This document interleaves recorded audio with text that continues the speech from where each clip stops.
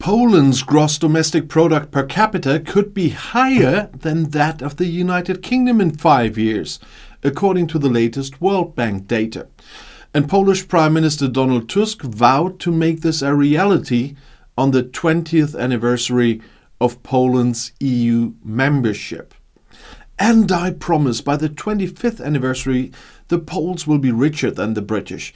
It is better to be in the European Union, is what the Prime Minister wrote on X on Wednesday. When the British voted to leave the EU in a close referendum, he indeed was President of the European Council. At the time of the Brexit referendum, Tusk, as President of the Council of the European Union, became quite a popular or known figure in the United Kingdom. You can choose. There he was portrayed as an opponent of then Prime Minister Theresa May, who struggled to find a consensus between Brussels' arguments and the demands of the national political scene. A year ago, British Labour Party analysts warned that Britain's gross domestic product would be about 562 euros less than Poland's by 2030 if the current trends continued. The UK is lagging behind while its European neighbours are getting richer, both in the east and in states such as France and Germany, as the party leader Keir Starmer argued at the time. Even then, Starmer cited World Bank data that average economic growth between 2010 and 2021 would be 0.5% for the United Kingdom and 3.6% for Poland. The gross domestic product per capita in both countries would be $45,000 and $35,000 respectively. Since Poland joined the EU in 2004, its gross domestic product has doubled, according to the Polish Ministry of Finance. And according to the Polish Economic Institute, Poland's gross domestic product is 40% higher than it would be if the country were not a member of the EU.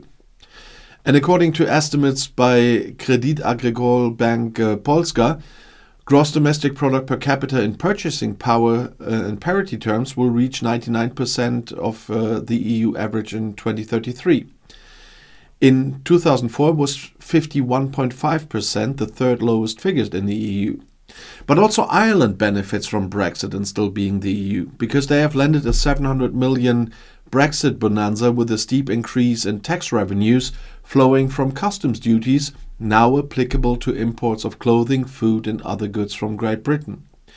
Before Brexit, Britain enjoyed customs-free exports to Ireland and the rest of the EU because it was part of the single market and the customs union.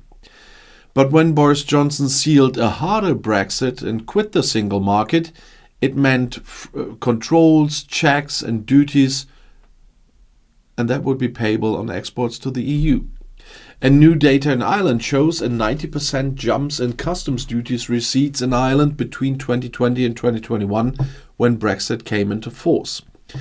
Taking the pandemic into account and comparing 2019 with the 3 post-Brexit years, a significant jump in revenues can be seen.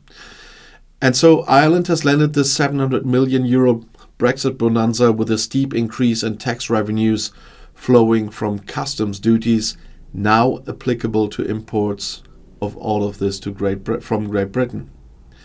And that means that Boris Johnson and his Get Brexit Done at least brought some Brexit benefits, but not for the British.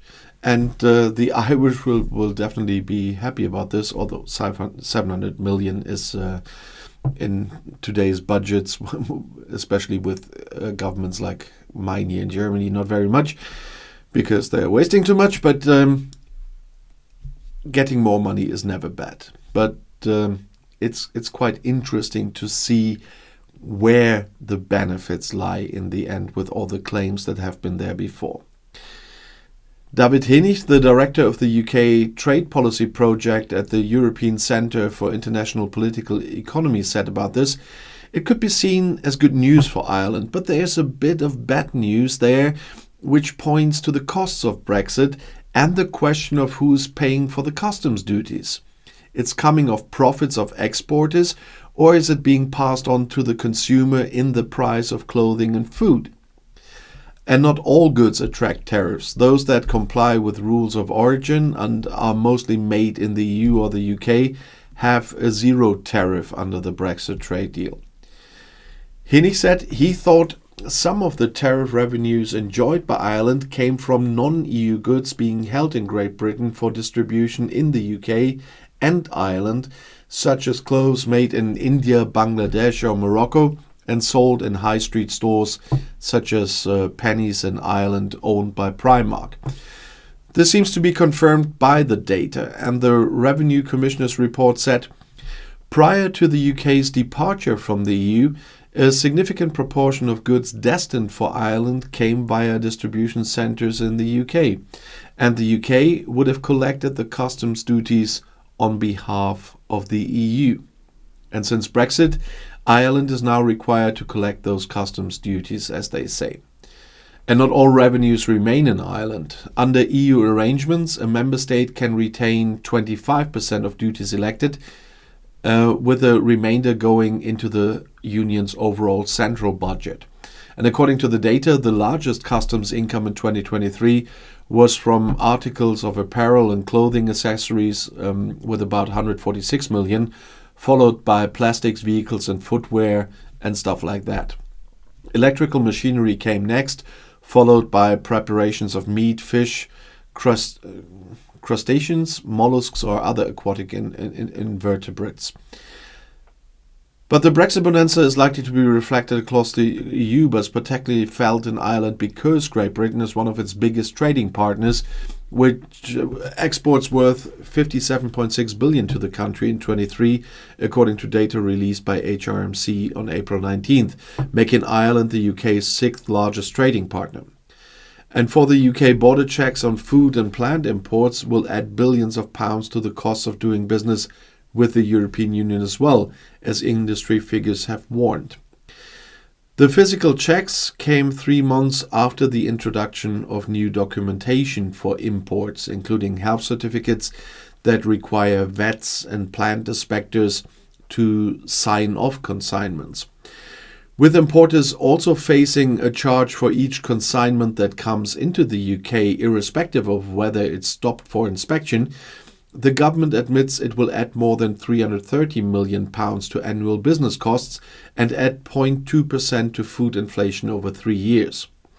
The Cold Chain Federation, which represents cold and frozen goods importers, believes government estimates are low and puts the costs in the billions.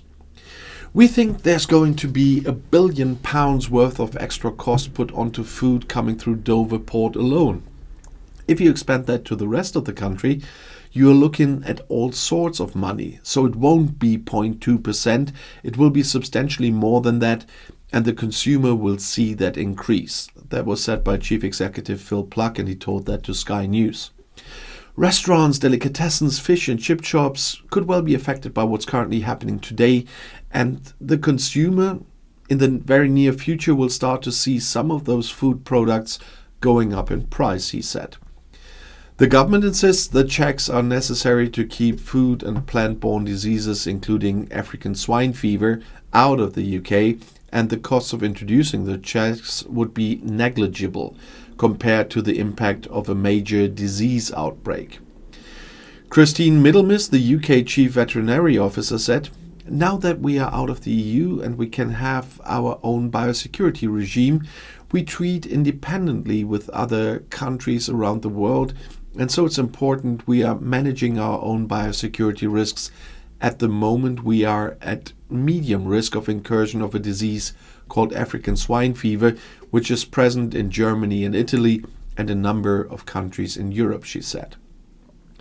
Smaller independent food importers fear they will be disproportionately affected by the new border regime, as they lack the scale to mitigate costs or set up European subsidiaries to handle the process.